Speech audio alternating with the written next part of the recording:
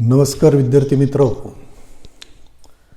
कालच्या तासामध्ये आपण अधिमंडळाची जी काही वार्षिक सर्वसाधारण सभा आहे तर त्या सभेसंदर्भात माहिती पाहायला सुरुवात केलेली होती.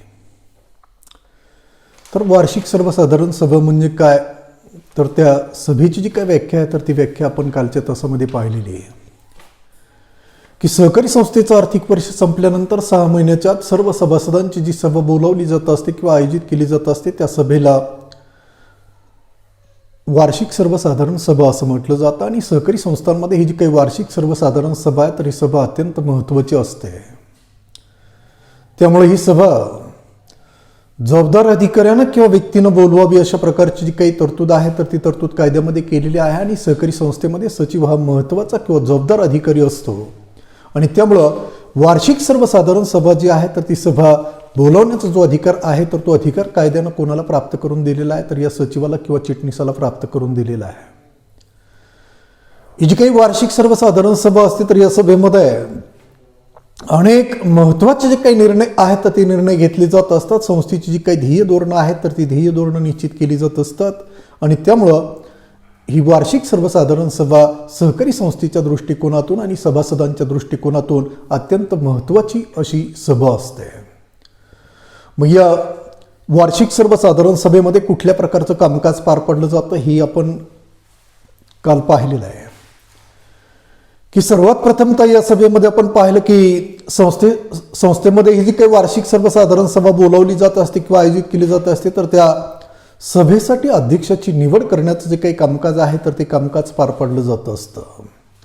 सभेवर नियंत्रण राहावं, सभेचं कामकाज सुरळीतपणे पार पडलं जावं, सभा वैध ठरावी यासाठी सभेला अध्यक्षाची आवश्यकता असते. आणि त्या सहकारी संस्थेचा जो काही अध्यक्ष आहे तर तो अध्यक्ष सहकारी संस्थेमध्ये होणारे जे काही सभा आहेत तर त्या सभांचा पदसिद्ध अध्यक्ष असतो. म्हणून सर्वात प्रथमतः या सभेमध्ये कुठलं कामकाज पार पडलं जात असतं तर सभेसाठी अध्यक्षाची निवड करण्याचं जे काही कामकाज आहे तर ते कामकाज पार पडलं जात असतं. त्यानंतर दुसरं कामकाज आपण कालच्या तासामध्ये पाहिलं की मागील सभेचं जे काही इतिवृत्त आहे तर ते इतिवृत्त वाचून कायम करणं. त्यानंतर तिसरं कामकाज आपण या सभेसंदर्भातलं पाहिलं की रिक्त संचालकाच्या जागी नवीन संचालकाची निवड करणं. एखाद्या संचालकानं आपल्या संचालक पदाचा राजीनामा दिलेला असेल, एखाद्या संचालकाचा दुर्दैवानं मृत्यू झालेला असेल आणि त्याची जागा जर रिक्त झालेली असेल तर त्या वार्षिक सर्वसाधारण सभेमध्ये त्या रिक्त जागेवर नवीन सभासदाची संचालक म्हणून निवड करण्याचं जे काही कामकाज आहे तर ते कामकाज पार पडलं जात असतं. त्यानंतर पुढचं कामकाज आपण पाहिलेलं आहे की हिशोपत्रकांना मान्यता देणे. संस्थेचं आर्थिक वर्ष 1 एप्रिलला सुरू होतं आणि ते 31 मार्चला संपतं. या आर्थिक वर्षामध्ये सहकारी संस्था विविध अशा प्रकारचे जे काही आर्थिक व्यवहार आहेत तर ते आर्थिक व्यवहार करत असतात. मग संस्थेनं सर्व आर्थिक व्यवहार सहकार कायद्यामधील आणि पोटनियमामधील तरतुदींना अनुसरून पार पडणं आवश्यक असतं. सभासदाच्या हिताला अनुसरून पार पडणं आवश्यक असतं. संस्थेच्या उद्देशाला अनुसरून सर्व व्यवहार पार पडणं आवश्यक असतं, महत्त्वाचं असतं. तेव्हा संस्थेनं आपले सर्व व्यवहार नियमाला अनुसरून पार पडलेले आहेत किंवा नाही, सभासदाच्या हिताला अनुसरून पार पडलेले आहेत किंवा नाही हे जर आपल्याला जाणून घ्यायचं असेल आणि सहकारी संस्थेला वर्षभर व्यवहार करून नफा झालेला आहे की तोटा झालेला आहे या संदर्भात ती माहिती जर आपल्याला प्राप्त करायची असेल, मिळवायची असेल तर ती कशाच्या आधारे मिळवता येत असते, प्राप्त करता येत असते, तर हिशोपत्रकांच्या आधारे प्राप्त करता येत असते. आणि म्हणूनच प्रत्येक सहकारी संस्थेला वर्षभर जे व्यवहार सहकारी संस्था करत असतात तर त्या सर्व आर्थिक व्यवहारांच्या नोंदी, वेगळ्या प्रकारची जी काही हिशोपत्रकं आहेत तर ती पत्रकं सहकारी संस्थांमध्ये अद्ययावत स्वरूपात तयार करून ठेवावी लागत असतात. आणि ती कुठली पत्रकं असतात तर तेरीच पत्रक, नफा तोटा पत्रक, ताळेबंद पत्रक. तर या पत्रकांमध्ये काय केलं जात असतं, संस्थेनं केलेले जे काही सर्व आर्थिक व्यवहार आहेत तर ते सर्व आर्थिक व्यवहार शास्त्रशुद्ध पद्धतीनं नोंदवले जात असतात.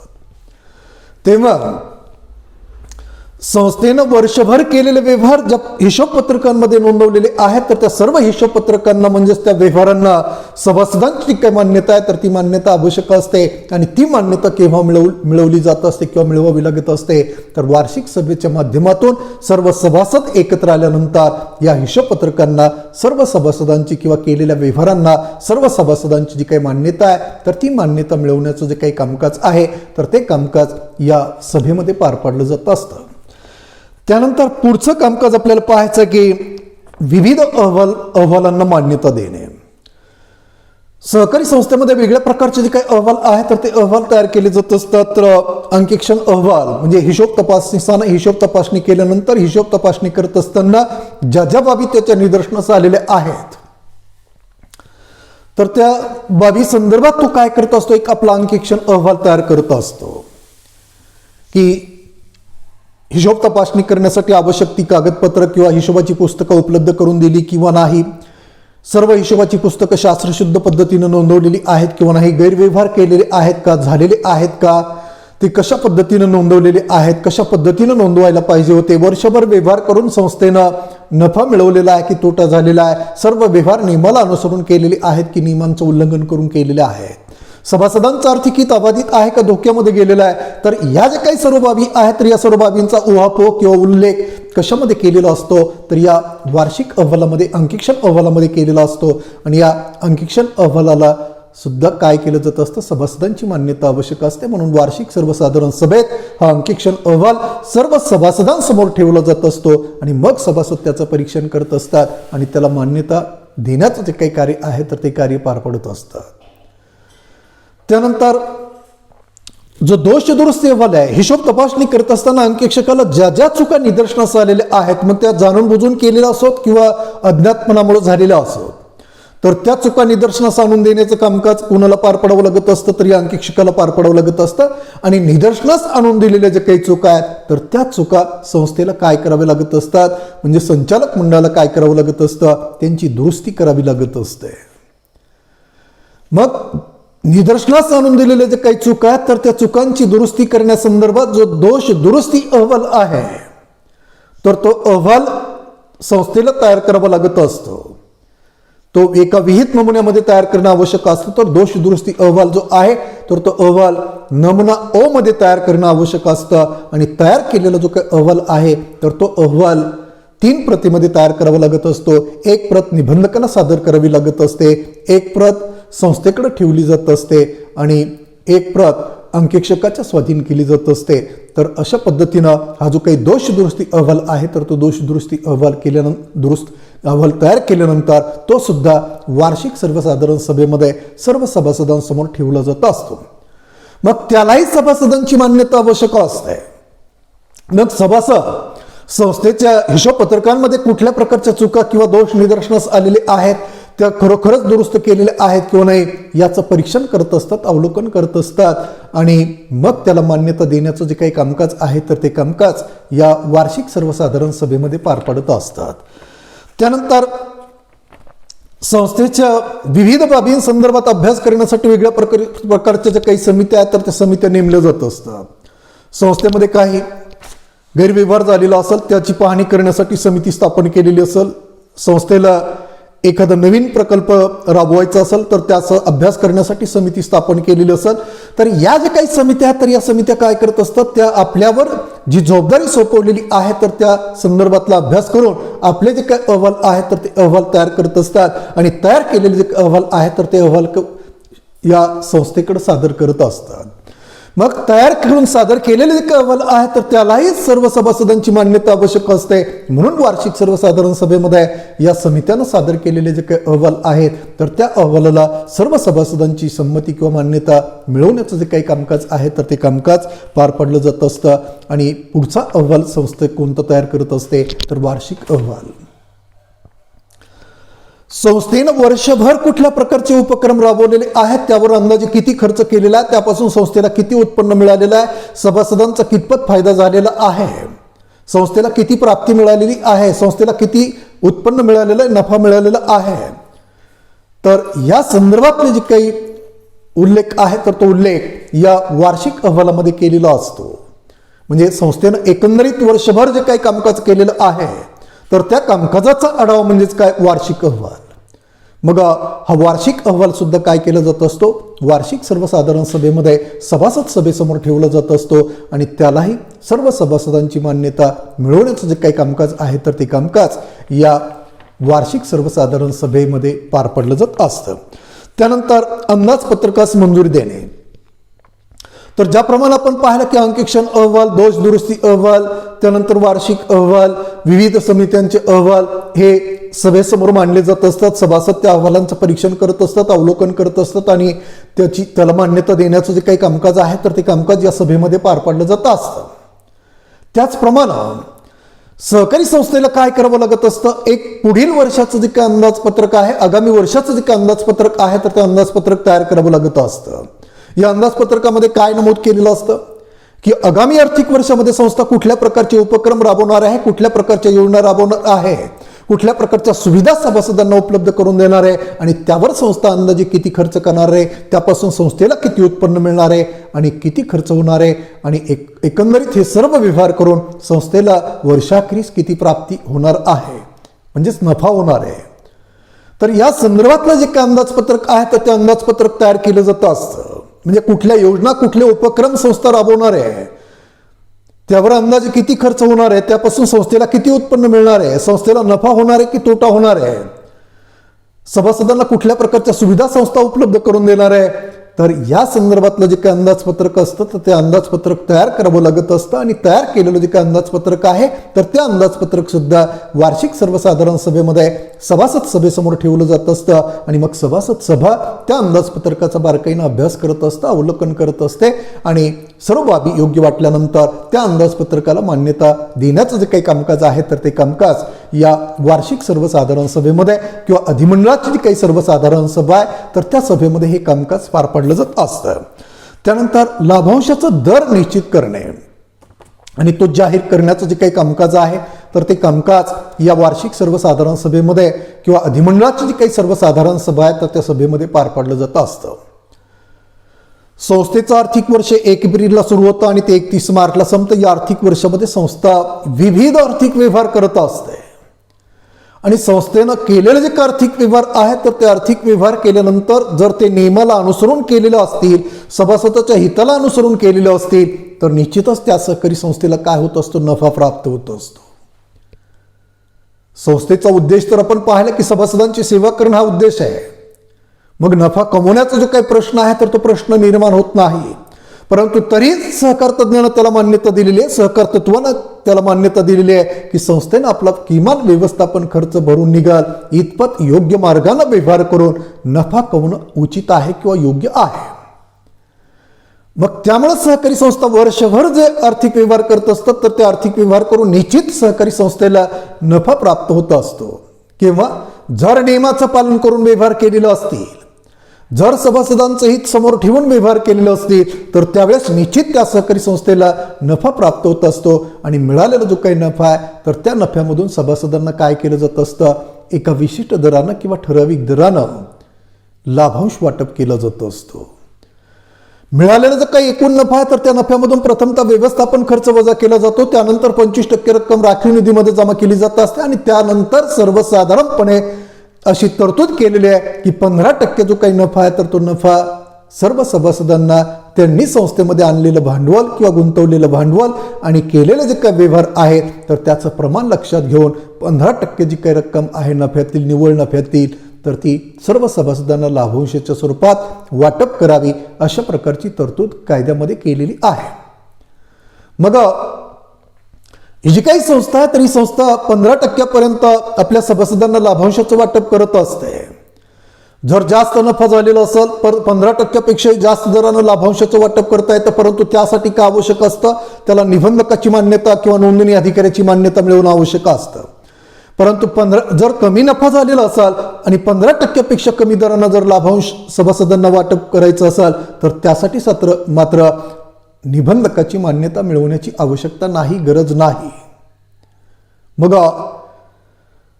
हा जो काही लाभांश आहे तर तो लाभांशाचा दर निश्चित करण्याचा आणि तो वार्षिक सर्वसाधारण सभेमध्ये जाहीर करण्याचं जे काही कामकाज आहे तर ते कामकाज पार पाडलं जात असतं आणि हा दर निश्चित कोण करत असतं तर संचालक मंडळ करत असतं आणि तो जाहीर करण्याचं कामकाज सुद्धा वार्षिक सर्वसाधारण सभेमध्ये हे संचालक मंडळ किंवा संस्थेचा अध्यक्ष ते कार्य पार पाडत असतो.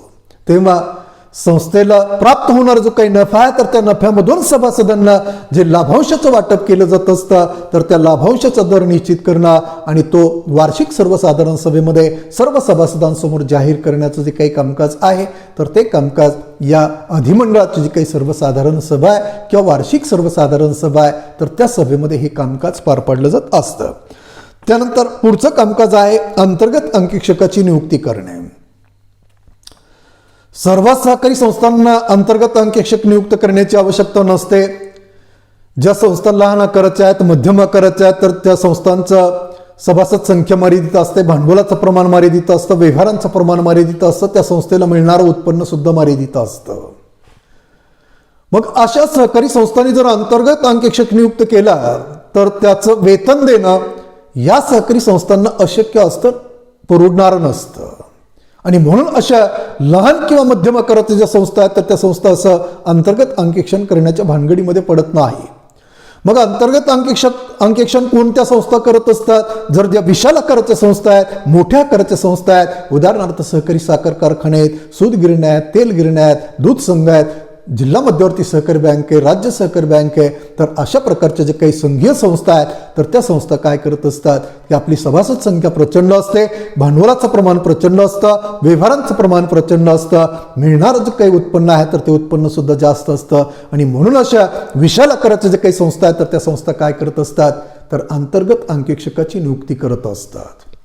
मग त्यासाठी संस्थेचं जे काही कार्यालय आहे तर त्या कार्यालयामध्ये एका स्वतंत्र कक्षाची निर्मिती केली जात असते आणि त्याच्या मदतीला काही अधिकारी कर्मचारी सुद्धा नियुक्त केले जात असतात. आणि मग हा अंतर्गत अंकेक्षक काय करत असतो, दैनंदिनरित्या संस्थेच्या कार्यालयामध्ये येऊन संस्थेनं दिवसभरामध्ये केलेले जे काही व्यवहार आहेत तर ते व्यवहार नियमाला अनुसरून केलेले आहेत किंवा नाही त्याची नोंद हिशोब पुस्तकांमध्ये किंवा पत्रकांमध्ये शास्त्रशुद्ध पद्धतीनं किंवा व्यवस्थितरित्या केलेली आहे किंवा नाही हे पडताळून पाहत असतो, हे तपासून पाहत असतो. आणि त्यामुळे काय होत असतं, त्याचा फायदा काय होत असतो तर ज्यावेळेस सहकारी संस्थेला वार्षिक हिशोब तपासणी करावी लागत असते तर ती वार्षिक हिशोब तपासणी त्यामुळे सुलभ जात असते. कारण सर्व हिशोब शास्त्रशुद्ध पद्धतीनं या हिशोब पत्रकांमध्ये अगोदरच नोंदवलेले असतात. कारण अंतर्गत अंकेक्षकाची नियुक्ती केलेली असते आणि त्याला संस्थेनं केलेले व्यवहार नियमांचं पालन करून केलेले आहेत किंवा नाही आणि ते सर्व व्यवहार हिशोब पत्रकांमध्ये शास्त्रशुद्ध पद्धतीनं नोंदवलेले आहेत किंवा नाही तरी या संदर्भात काय त्याला परिपूर्ण माहिती असते.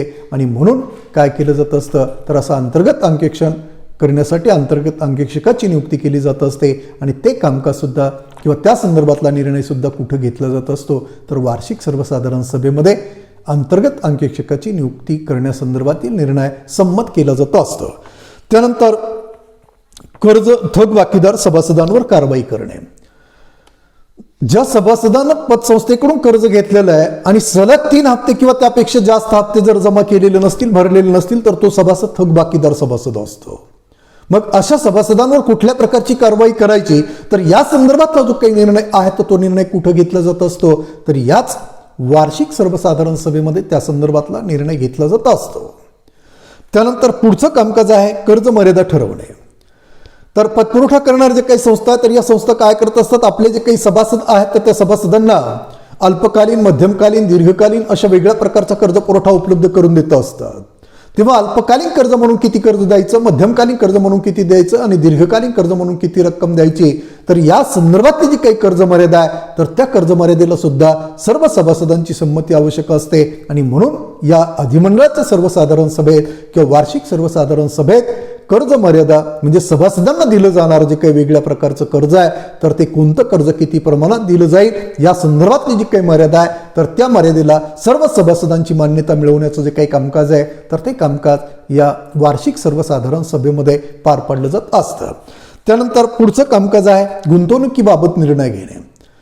सभासदांच्या सर्व गरजा भागवल्यानंतर जर संस्थेकडे काही निधी शिल्लक राहत असेल, भांडवल शिल्लक राहत असेल तर शिल्लक राहिलेला जो काही निधी आहे तो जर संस्थेनं रोख स्वरूपात जवळ बाळगला तर त्यामुळे संस्थेला नुकसान होण्याची शक्यता असते, भीती असते. कारण काही संचालक किंवा संस्थेचा अध्यक्ष किंवा काही अधिकारी कर्मचारी तो निधी स्वकार्यासाठी किंवा स्वहितासाठी वापरण्याची शक्यता असते आणि त्यामुळे इतर सभासदांचं गैरहित साधत असतं. म्हणून शिल्लक राहिलेला जो काही निधी आहे तर तो निधी सुरक्षित ठिकाणी गुंतवणं आवश्यक असतं. मग कुठं गुंतवला जात असतो, इतर संस्थांचे भाग खरेदी करण्यामध्ये तो निधी गुंतवला जात असतो, कर्ज रोखे खरेदी करण्यामध्ये तो निधी गुंतवला जात असतो, शासनानं विक्रीस काढलेली अल्पबचत प्रमाणपत्र खरेदी करण्यामध्ये तो निधी गुंतवला जात असतो. तेव्हा अशा सुरक्षित ठिकाणी शिल्लक राहिलेला जो काही निधी किंवा पैसा आहे किंवा भांडवल आहे, तर त्या भांडवलाची गुंतवणूक करण्यासंदर्भातील जो काही निर्णय आहे, तर तो निर्णय सुद्धा या अधिमंडळाची जी काही वार्षिक सर्वसाधारण सभा आहे, तर त्या सभेमध्ये घेतलं जात असतं. त्यानंतर निबंधकानं मागवलेली जी काही माहिती आहे, तर ती माहिती सभेसमोर मांडणे. निबंधक हा राज्यातील सहकार चळवळीचा सर्वोच्च किंवा प्रमुख अधिकारी असतो. त्यामुळे निबंधकाला अमर्याद अशा प्रकारचे जे काही अधिकार आहेत, तर ते अधिकार कायद्यानं प्राप्त करून दिलेले आहेत, उपलब्ध करून दिलेले आहेत. मग त्या अधिकारानुसार निबंधक सहकारी संस्थेकडे कुठल्याही स्वरूपाची माहिती मागवू शकतो किंवा मागवण्याचा अधिकार कायद्यानं त्याला प्राप्त करून दिलेला आहे. आणि तेव्हा निबंधकानं सहकारी संस्थेकडून कुठल्या कुठल्या प्रकारची माहिती मागवलेली आहे, तर त्या संदर्भातली जी काही माहिती आहे, तर ती माहिती या सभेसमोर मांडली जात असते. कारण तेही सभासदांच्या निदर्शनास आणून देणं आवश्यक असतं, महत्वाचं असतं. आणि म्हणूनच वार्षिक सर्वसाधारण सभेत किंवा अधिमंडळाची जी काही सर्वसाधारण सभा आहे, तर त्या सभेमध्ये काय केलं जात असतं, तर निबंधकानं संस्थेकडून वेगळ्या बाबी संदर्भात म्हणजे कर्ज व्यवहारासंदर्भात काही माहिती मागवलेली असेल, ठेवी व्यवहारासंदर्भात काही माहिती मागवलेली असेल, थकबाकीदार सभासदांसंदर्भात काही माहिती मागवलेली असेल, म्हणजे कुठल्याही व्यवहारासंदर्भात जर काही माहिती मागवलेली असेल, तर त्या संदर्भातली जी काही माहिती आहे, तर ती माहिती वार्षिक सर्वसाधारण सभेत सर्व सभासदांसमोर ठेवण्याचं जे काही कामकाज आहे, तर ते कामकाज पार पडावं लागत असतं किंवा पार पडलं जात असतं. त्यानंतर संचालक मंडळ व त्यांच्या नातेवाईकाला कर्ज खात्याची माहिती देणे. तर अनेक वेळा आपण पाहतो की या ज्या काही सहकारी संस्था, तर या संस्था दिवाळखोर किंवा तोट्यामध्ये का गेलेल्या आहेत, तर संस्थेचं संचालक मंडळ काय करत असतं, स्वतःचे अधिकार अमर्यादित वापरून स्वतःसाठी सहकारी संस्थेकडून मोठ्या प्रमाणावर कर्ज उचलत असतं. आणि त्यानंतर आपले जे काही नातेवाईक आहेत, तर त्या नातेवाईकांना सुद्धा मर्यादेपेक्षा जास्त कर्ज पुरवठा उपलब्ध करून देण्यास अधिकाऱ्यांना कर्मचाऱ्यांना भाग पडत असतं. आणि त्यामुळेच आपण पाहतो की अनेक सहकारी संस्था ज्या आहेत, तर त्या संस्था त्यामुळे दिवाळखोर बनलेल्या, तोट्यामध्ये गेलेल्या आहेत. आपल्या बीड जिल्हा मध्यवर्ती सहकारी बँकेचं उदाहरणच जर आपण पाहिलं, तर संचालक मंडळानं काय केलेलं आहे, स्वतःच त्या सहकारी संस्थेकडून प्रचंड किंवा अमर्याद अशा प्रकारचा जो काही कर्ज पुरवठा आहे, तर ते कर्ज उचललेलं आहे. आपले जे काही नातेवाईक सभासद आहेत, तर त्यांनाही मर्यादेपेक्षा जास्त कर्ज उपलब्ध करून दिलेलं आहे. पूर्वी घेतलेल्या कर्जाची पूर्णता परतफेड केलेली नसेल, तरी पुन्हा कर्ज उपलब्ध करून देण्याचं कामकाज या संचालक मंडळानं आपले अधिकार वापरून केलेले आहे. आणि त्यामुळं बीड जिल्हा मध्यवर्ती सहकारी बँक आणि या बँकेप्रमाणेच आपल्या राज्यातील अनेक जिल्हा मध्यवर्ती सहकारी बँका या दिवाळखोर बनलेल्या आहेत, तोट्यामध्ये गेलेल्या आहेत. त्यांचं कामकाज, त्यांचे व्यवहार हे आज बंद पडलेले आहेत. तेव्हा संचालक मंडळानं अशा प्रकारचं गैरकृत्य करू नये, संस्थेचा निधी स्वहितासाठी वापरू नये, अमर्याद अशा प्रकारची रक्कम कर्जाच्या स्वरूपात संचालक मंडळानं उचलू नये आणि आपल्या नातेवाईकांना सुद्धा स्वतःचा अधिकार वापरून अमर्याद अशा प्रकारचा जो काही कर्ज पुरवठा आहे, तर तो कर्ज पुरवठा उपलब्ध करून देऊ नये. यासाठी सभासद सभेमध्ये काय केलं जात असतं, संचालक मंडळाला कोणत्या संचालकाला किती कर्ज दिलेलं आहे आणि कोणत्या संचालक मंडळाच्या नातेवाईकांना किती कर्ज घेतलेलं आहे, तर या संदर्भातली माहिती सभेसमोर मांडण्याचं जे काही कामकाज आहे, तर ते कामकाज पार पडलं जात असतं.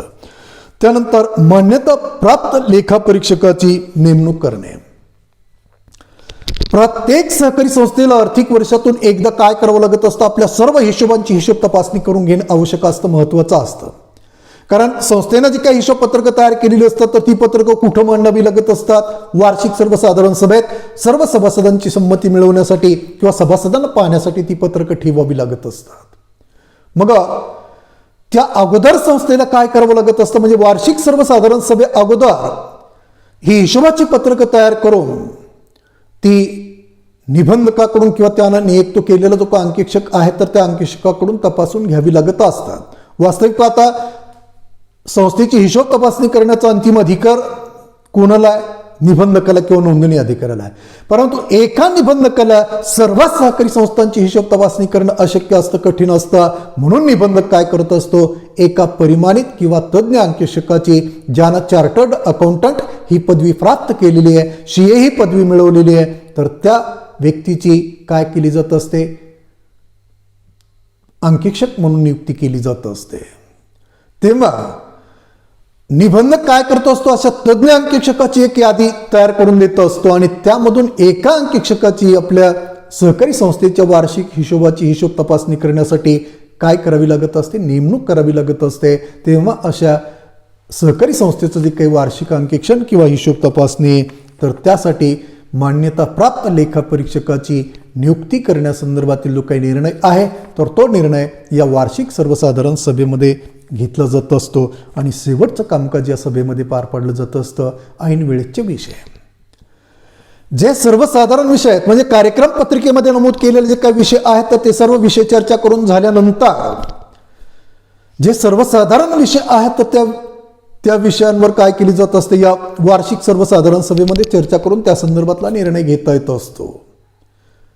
अति महत्वाचे जे काही विषय आहेत, समजा संस्थेला एखादी जागा किंवा जमीन खरेदी करायची असेल, इमारत खरेदी करायची असेल, यंत्रसामुग्री खरेदी करायची असेल, तो महत्वाचा विषय आहे.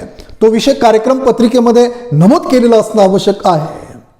परंतु जे सर्वसाधारण विषय असतात, कच्चा माल खरेदी करण्यासंदर्भातील विषय असेल, तर असे सर्वसाधारण जे काही विषय आहेत, जे अति महत्वाचे नाहीत, तर त्या विषयांवर मात्र ऐन वेळेस चर्चा करून त्या संदर्भातले जे काही निर्णय आहेत, तर ते निर्णय घेता येत असतात. परंतु त्यासाठी कोणाची मान्यता आवश्यक असते, तर त्या सभेचा जो काय अध्यक्ष आहे, संस्थेचा जो काय अध्यक्ष आहे, तर तोच अध्यक्ष सभेचा पदसिद्ध अध्यक्ष असतो आणि त्या सभेच्या अध्यक्षाची मान्यता घेऊन किंवा परवानगी घेऊन ऐन वेळेसचे जे काय असे सर्वसाधारण विषय आहेत, तर ते विषय चर्चेसाठी ठेवले जात असतात किंवा ठेवता येत असतात आणि त्यावर चर्चा विचारविनिमय करून त्या संदर्भातले जे काही निर्णय आहेत, तर ते निर्णय घेता येत असतात. तर अशा पद्धतीनं ही जी काही वार्षिक सर्वसाधारण सभा आहे किंवा अधिमंडळाची जी काही सर्वसाधारण सभा आहे, तर या सभेमध्ये अशा वेगळ्या प्रकारचं जे काही कामकाज आहे, तर ते कामकाज पार पाडलं जात असतं. प्रत्येक वर्षी ही सभा बोलावली जात असते. या सभेमध्ये पार पाडलं जाणारं जे काही कामकाज आहे, तर ते कामकाज एका विशिष्ट प्रकारचं असतं आणि तेच कामकाज प्रत्येक वर्षी सहकारी संस्थेची जी काही अधिमंडळाची सर्वसाधारण सभा आहे किंवा वार्षिक सर्वसाधारण सभा आहे, तर त्या सभेमध्ये पार पाडलं जात असतं.